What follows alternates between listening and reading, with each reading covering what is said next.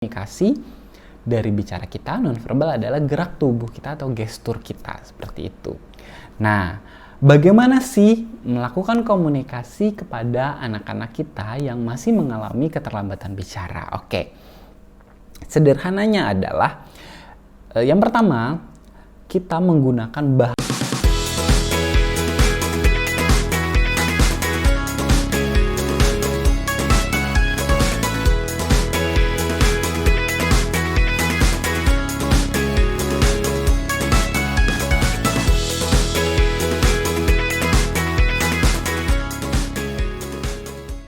Halo, Assalamualaikum warahmatullahi wabarakatuh. Salam sejahtera untuk kita semua. Ketemu lagi dengan saya adalah Miji. Saya adalah seorang okupasi terapi di Kota Palangkaraya. Nah, saya ucapkan terima kasih banyak dulu kepada seluruh orang tua yang sudah selalu menyaksikan channel YouTube ini, selalu mensupport channel YouTube ini. Terima kasih banyak semuanya. Terima kasih untuk share, komen, dan subscribe-nya serta like-nya. Terima kasih banyak saya ucapkan. Karena lewat kalianlah channel YouTube ini bisa terus berkembang, bisa terus bermanfaat untuk kita semua. Oke, maaf. Di video kali ini kita mau sama-sama belajar bagaimana sih berkomunikasi dengan anak kita yang mengalami keterlambatan bicara atau kesulitan komunikasi. Bagaimana sih kita harus berkomunikasinya? Cara kita mengajari mereka bagaimana sih? Seperti itu. Nah, semoga dengan video ini bisa terjawab hal tersebut dan bisa dipraktekkan di rumah dengan orang tua. Langsung saja kita mulai videonya.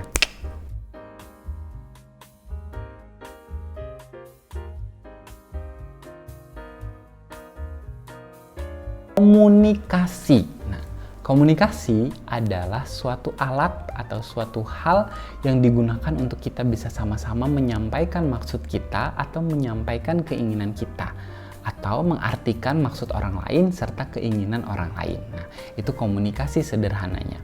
Biasanya komunikasi kita gunakan untuk banyak hal. Kita belajar dari lingkungan juga dengan komunikasi. Kita belajar dari banyak hal itu juga dari komunikasi, walaupun ada banyak faktor yang mempengaruhi proses pembelajaran anak-anak kita, baik itu melihat, mendengar, mempraktekkan, dan juga memahami. Nah, tapi memahami itu adalah bagian dari komunikasi, karena komunikasi itu tidak hanya terbatas lewat berbicara, tapi ada verbal dan non-verbal. Jadi verbal adalah komunikasi dari bicara kita, nonverbal adalah gerak tubuh kita atau gestur kita, seperti itu. Nah, bagaimana sih melakukan komunikasi kepada anak-anak kita yang masih mengalami keterlambatan bicara? Oke, sederhananya adalah yang pertama, kita menggunakan bahasa tubuh atau gestur yang kita inginkan. Misalnya, kita mau mengambil sesuatu, kita jangan cuma ngomong aja. Jadi misalnya kita suruh ambil gelas untuk minum. Nah, jadi ada pemahaman atau ada bantuan sensori visual dari kita untuk membantu anak kita. Seperti itu. Misalnya kita menyuruh dia duduk. Dek, sini. Duduk. Nah, langsung kasih tahu, duduk.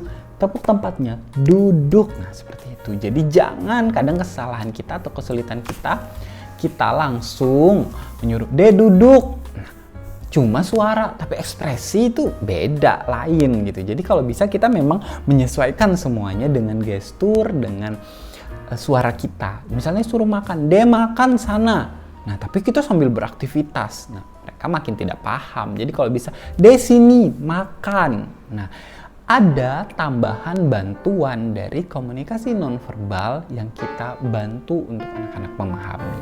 Karena seperti ini, saat anak-anak kita mengalami kesulitan atau keterlambatan berbicara, apabila mereka tidak memahami gerakan gestur atau gerakan nonverbal secepat mungkin dan sedini mungkin, itu akan memperlambat perkembangan kemampuan bahasanya. Karena dari segi penelitian, anak-anak yang tidak memahami gerakan gestur atau nonverbal itu akan mengalami waktu yang lama dalam permasalahan keterlambatan bicara. Jadi gestur dan pemahaman nonverbal ini membantu mempercepat kemampuan berbicaranya. Karena nonverbal dan gestur adalah bagian dari komunikasi seperti itu. Jadi kita gunakan ekspresi kita, gunakan intonasi suara kita, gunakan gerak tubuh kita. Karena gini, kita yang sebagai orang dewasa tidak boleh malas dan tidak boleh emosional kepada anak-anak kita, karena mereka belum memahami apa yang mereka lakukan, apa yang mereka inginkan. Mereka hanya taunya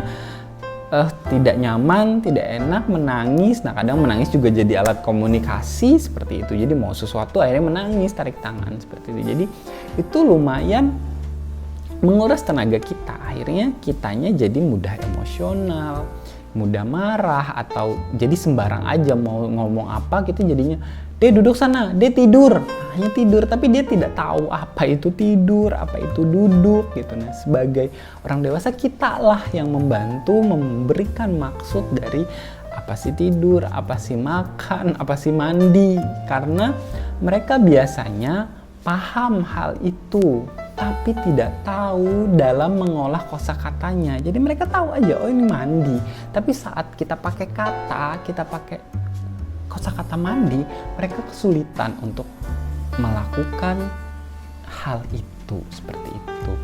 Karena dari segi penelitian, anak-anak itu belajar dari ada 3 hal yang banyak mempengaruhi pembelajaran anak. Yang pertama adalah dari mendengar. Mendengar ini mereka mendengar suara kita. Yang kedua adalah melihat. Jadi mereka melihat apa yang dilakukan. Nah, itu proses belajar kita. Nah, yang terakhir adalah mempraktekkan. Nah, yang paling banyak proses belajar ini adalah mempraktekkan. Jadi apabila anak hanya mendengar tapi tidak melihat dan mempraktekkan, wah, belajarnya sulit kan gitu. Nah, tapi kalau 3 hal itu kita olah sedemikian rupa, kita bantu mereka, kita memberikan dia mendengar, dia melihat, dia merasakan, terus dia mempraktekkan apa itu, oh dia sudah proses belajarnya banyak. Jadi saat kita mandi, kita kasih tahu, Dek, ini mandi, ini makan. Seperti itu kita kasih tahu, kita ajarkan. Nah, akhirnya mereka proses belajarnya lebih cepat gitu. Mereka memahaminya lebih cepat. Oh, ini toh yang dinamain mandi. Oh, ini toh yang namanya makan. Seperti itu. Jadi merekanya jadinya proses pembelajarannya lebih cepat. Nah, semua itu dari 3 hal proses belajar tadi itu sangat atau sesuai dengan teori kemampuan sensori dan kemampuan sensori integrasi. Jadi semua sensorinya akhirnya bekerja dalam proses belajar tadi. Dia merasakan teksturnya gimana ya, dia mendengar, dia melihat. Jadi semua sensorinya terlibat, karena kalau kita hanya melibatkan satu sensori tadi, proses belajarnya bermasalah.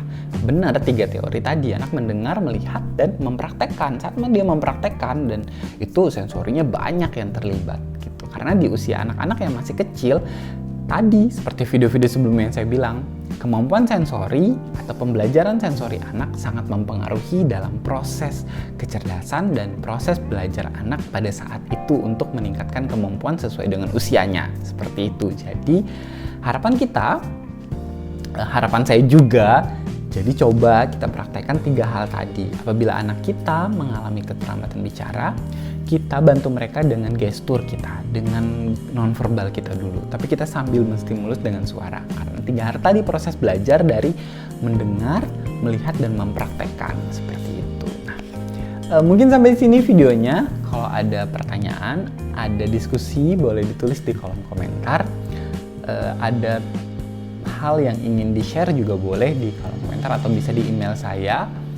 Saya tutup video kali ini, semoga video ini bermanfaat untuk kita semua dan semoga ini bisa dipraktekkan dan ini bisa memberikan pemahaman yang sederhana untuk seluruh orang-orang yang melihat video channel YouTube ini.